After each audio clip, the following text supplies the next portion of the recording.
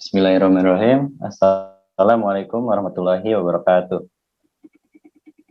Jadi pada kesempatan kali ini, kelompok kami berkesempatan untuk menyelesaikan penugasan pelajaran prakarya dan kewirausahaan atau yang biasa disebut dengan PKWU. Pertama-tama, izinkan kami untuk perkenalan diri terlebih dahulu. Nama saya Salman Al-Fajrawinata. Dan nama saya Reza Khairan Kurdiat. Jadi pada kesempatan kali ini, kami berkesempatan untuk menjelaskan bab 4 tentang media promosi untuk hasil produk usaha kerajinan. Jadi ada 3 poin yang akan kita jelaskan pada kesempatan kali ini. Pertama ada pengertian promosi, kedua ada media promosi, dan yang ketiga ada tujuan dari media promosi. Pertama, promosi. Promosi adalah kegiatan yang dilakukan untuk menyampaikan suatu pesan tertentu tentang suatu produk baik barang atau jasa, merek dagang atau perusahaan, dan lain sebagainya pada konsumen sehingga dapat membantu pemasaran meningkatkan penjualan. Selanjutnya ada pendapat dari para ahli. Yang pertama ada Philip Kotler. Jadi promosi sebagai suatu kegiatan yang dilakukan oleh perusahaan untuk mengkomunikasikan manfaat dari produknya dan untuk meyakinkan konsumen. Yang kedua ada dari Julian Cummins. Promosi sebagai rangkaian teknik yang digunakan untuk mencapai sasaran penjualan atau pemasaran dengan menggunakan biaya efektif, dengan memberikan nilai tambah pada produk atau jasa, baik kepada perantara maupun pemakai langsung. Selanjutnya ada Anton Tejakusuma yang berpendapat bahwa promosi merupakan sebuah tindakan untuk bertujuan meningkatkan penjualan, juga sebagai strategi untuk mengajak prospek melalui transaksi. Dan dari ketiga pengertian ini dapat disimpulkan bahwa kegiatan promosi tidak hanya untuk sebagai alat komunikasi antara perusahaan dengan konsumen, tetapi juga kegiatan yang mempengaruhi dalam pembelian sesuai dengan keinginan dan kebutuhan.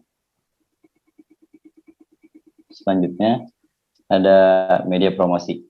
Jadi media promosi adalah cara yang dilakukan oleh pengusaha dalam menyampaikan, menyebarkan dan menawarkan produk atau jasa yang dijualnya supaya calon konsumen tertarik untuk membeli.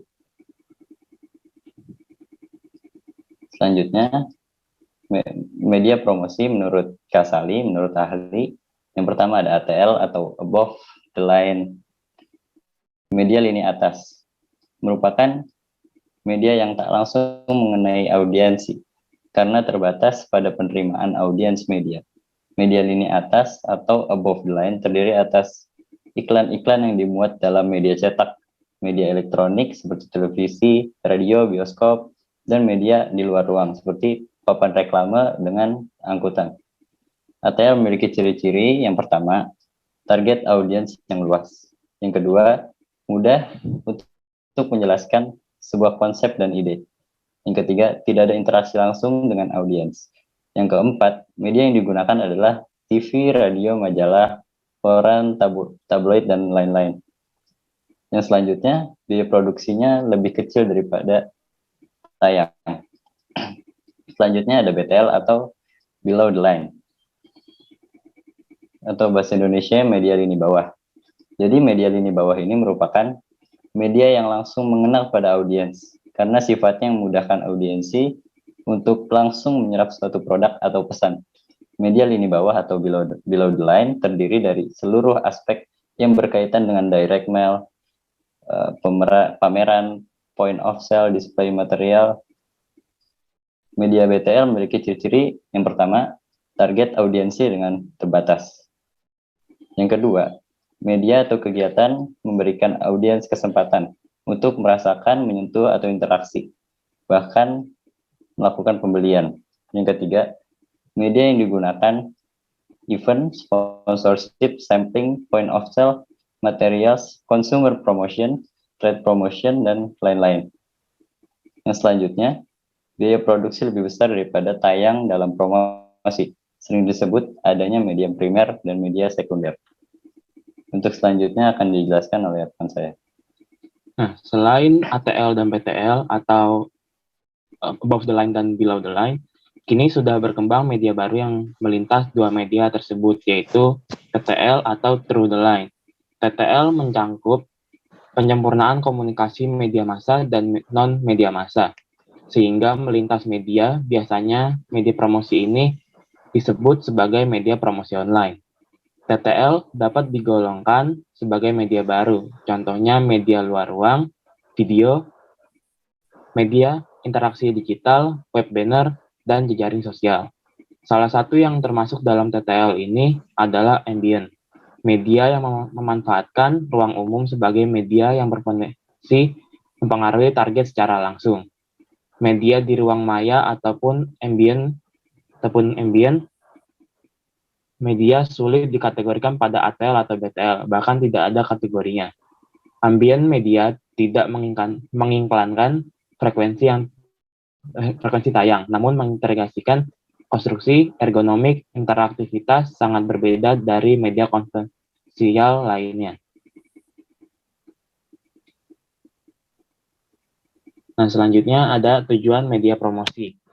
Orang-orang melakukan promosi untuk mencapai suatu tujuan tertentu. Adapun tujuan promosi berdasarkan rangkuman dari berbagai sumber adalah yang A, atau yang pertama, yaitu untuk memperkenalkan atau menyampaikan informasi suatu produk kepada calon konsumen yang potensial.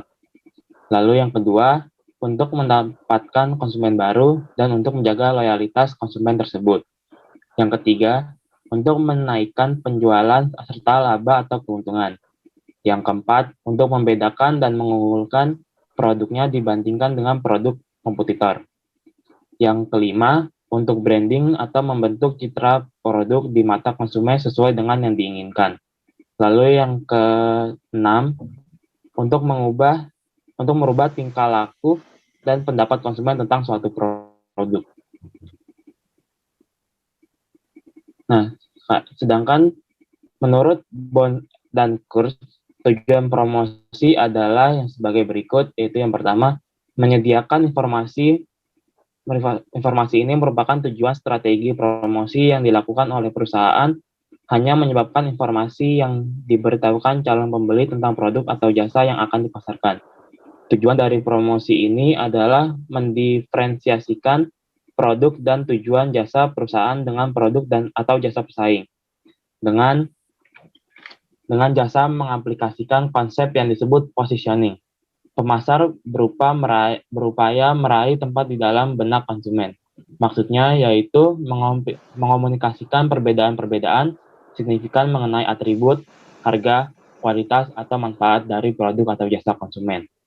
Lalu yang ketiga ada tujuan paling umum, menaikkan omset penjualan dari strategi promosi. Seperti yang telah dikemukakan sebelumnya, beberapa strategi berkonsentrasi pada merangsang permintaan primer, walaupun sebagian menstabilkan penjualan. Yang keempat yaitu menstabilkan penjualan. Stabilisasi penjualan adalah tujuan lain dari promosi. Perusahaan biasanya mempromosikan konten penjualan selama periode penurunan penjualan dan memotivasi tenaga penjualan dengan menawarkan hadiah-hadiah seperti liburan, televisi, dan beasiswa kepada mereka yang meraih target tertentu. Menonjolkan nilai produk, sejumlah promosi diajukan untuk menonjolkan nilai produk dengan menjelaskan manfaat-manfaat kepemilikan dari produk yang kurang dikenal pembeli. Berdasarkan tujuan-tujuan dari promosi yang telah diuraikan oleh para ahli, fokus utama dari promosi adalah terhadap produk akhir yang terdapat dalam sebuah perusahaan.